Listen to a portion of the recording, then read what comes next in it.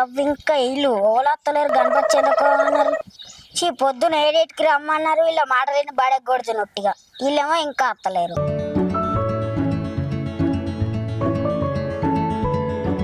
ఏమైంది రాజన్న గిట్లా ఉంటుందా?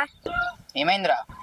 ఊకో మళ్ళీ ఏమైంది అంటున్నావు? చెందకో అన్నారు ఇంకోళ్ళు రాలేరు. అరే 10 మందిల ముచ్చటంటే గిట్నే ఉంటదిరా. నువ్వు ఆగం కాకుండా వాళ్ళకి ఫోన్ చేస్తా.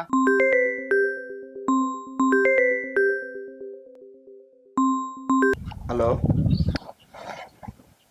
చెప్పురా. వస్తున్నా మీ ఇంటికి, బయటికి రా. అరే మీరు ఎవ్వరు అత్తలేరు కదా, మీరు అత్తలేరని మా ఇంటి ముందు బయట చెప్తున్నా. మీరు ఎవరు అత్తలేరు పోతే ఏంటి మమ్మీ ఎవడీడు? అరే బిజీ వస్తుందిరా. అవ్వ బడికైనా మా పిల్లగాడు ముచ్చట్లోనే పెట్టుకున్నాను.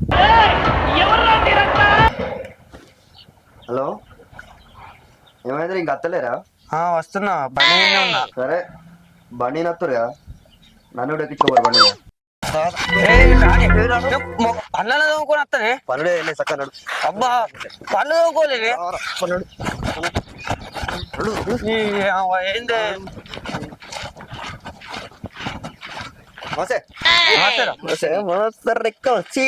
అరే పొద్దుగాల మీరు 7 గంటలకు చిన్నమన్నారు, 11 అవుతుంది ఎక్క అన్న. ఎప్పుడు వచ్చామన్నది కాదురా, చందాకు వెళ్ళామా, చంద పైసలు కలెక్ట్ చేసినామా, వచ్చినామన్నదే మ్యాటరు. వేసేసాడు, బాగా వేసేసాడు. సిగ్గు అనిపిస్తలే, లేట్ వచ్చిందే ఇంకా కొడుతున్నావా? చీని అబ్బా చిన్న పోరాడుతా విలువ ఇస్తలేడు నాకు. అరే చంద వాళ్ళ ఇంటి కాడికి వెళ్ళి స్టార్ట్ చేద్దాం రా. ఎవరై ఇంకా మల్లయ్య మామ ఇంటికాంచి వెళ్ళి చెన్నై స్టార్ట్ చేద్దాం, ఓకేనా? అవునరా, మామ చంద ఎక్కువ ఇస్తాడు. ఇస్తాడు మరి పారిపో. అరే మన చందపోడు కరెక్టే గాని బొట్టేది, బ్యానర్లేవి, బుక్ ఏదిరా? అవునే, మనం ఇట్లా పోతే చందాకి వచ్చి అనుకుంటారా, కూడా దొంగలు వాడరు అనుకుంటారు. అరే ఒక్క నిమిషం అవుర్రా. అరే ఫస్ట్ అయితే మన అందరం బొట్టు పెట్టుకుందాం. పెట్టుకోకూడదు.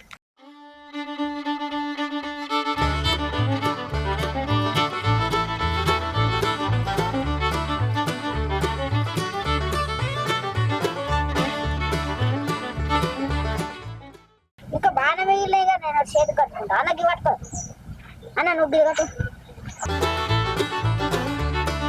అరే అందరు కట్టుకున్నారుగా, పోదాం పారి.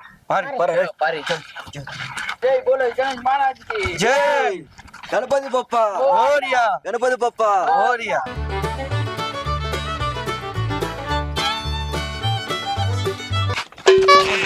ఏమైందా? ఇగో పోయేసరికి మనిషి చెంది అదే పోయి అసలేదా పారి. హరా అరే ఎందుకురా, గాలిపోయే కంపెనీ ఎంత తీసుకుని రూకే. ఊకో అన్న, నువ్వు నీకేం తెలియదు అన్న. మనం పోయాను సంగతి చెప్పాం పర్రన్న.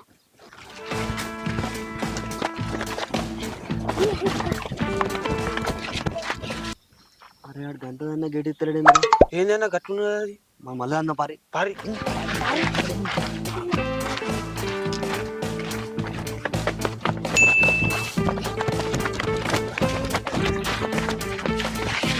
అరే మీరు 2-3 ఇళ్ళు కవర్ అయ్యారు. నేను మళ్ళీ తప్ప పని సరేనా? చూసుకో మజా చూసుకోరా. రైట్.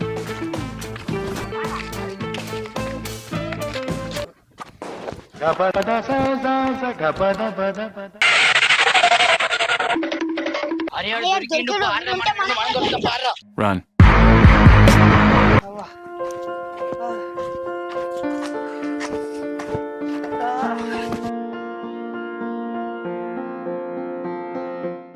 అరే లోపలేమో సపోర్ట్ లేని పడ్డా ఏమరా?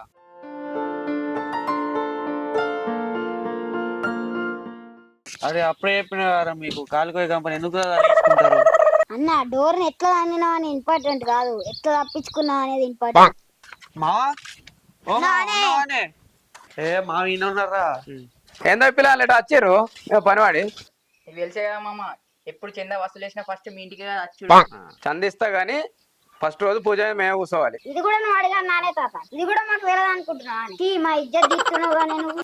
సరే మరి ఏ పట్టి ఇవ్వంటారు చెప్పు చందా. మామ ఫస్ట్ మీ ఇంటికి అత్తిం కదనే, ఫస్ట్ పూజ అంటున్నావు, మళ్ళా ఎంతో కొంత చూసి ఇయ్యరాదే నువ్వే.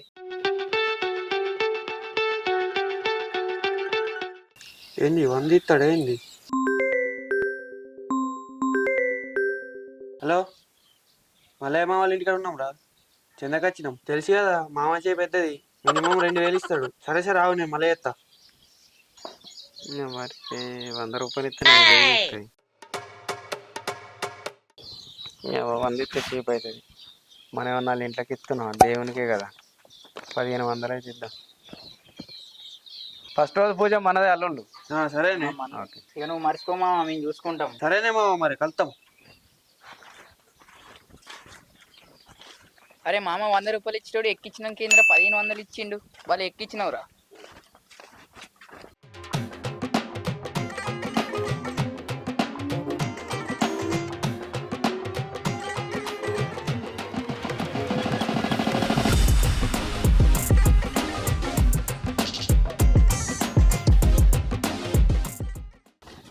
ఉన్నారా? చందా చందా గణపతి చందా, చందా చందా గణపతి చందా. అన్న నమస్తేనే.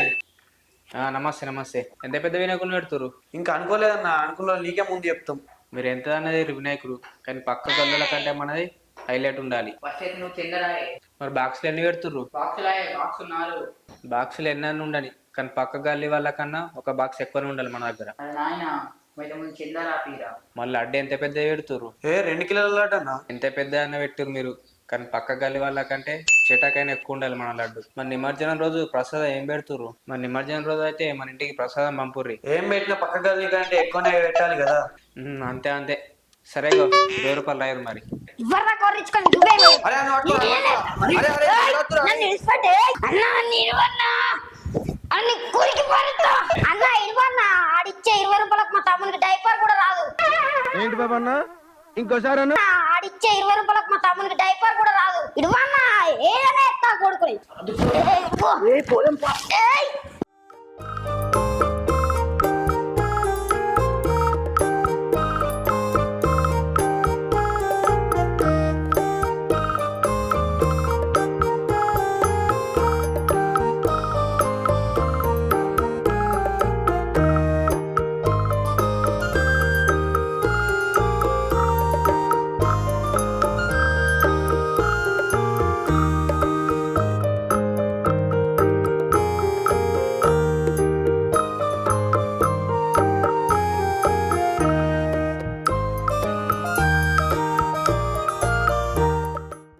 అరే ఓళ్ళ దగ్గర ఎంత తీయరా.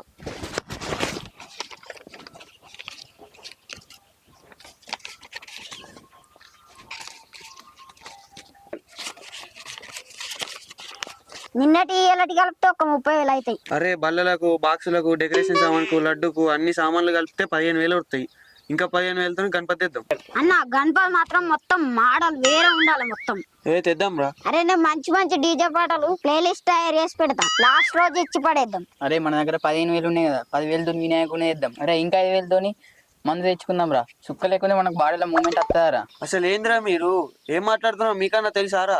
అసలు వినాయక చవితి అంటే ఏంటో తెలుసారా మీకు? మీకు తెలిసిన వినాయక చవితి అంటే పెద్ద కలర్ వేసిన వినాయకుడిని తేవాలి, డీజే బాక్సులు పెట్టాలి. ఏదో మాట వరుసకు ట్రెండింగ్ గణపతి పెట్టి ఐటమ్ సాంగ్స్, ఊపొచ్చే సాంగ్స్ పెట్టి నైట్ అంతా మండపంలోనే పడుకొని పొద్దున్నే లేచి ఊళ్ళో ఉన్న లేకిళ్ళు అతుకుని చిల్లర పంచాయతీలు అన్ని గణపతి కానే మాట్లాడుకున్నాడు.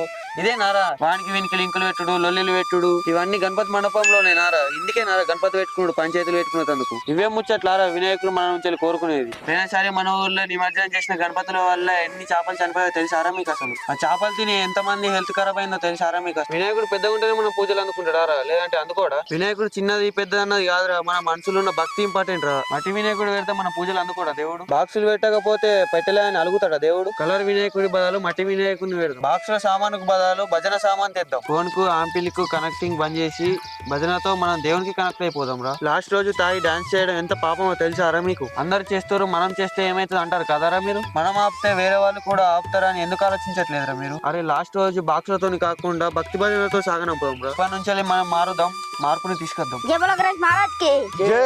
గణపతి బప్పా మోరియా. తులసా మల్సా నౌకరియా.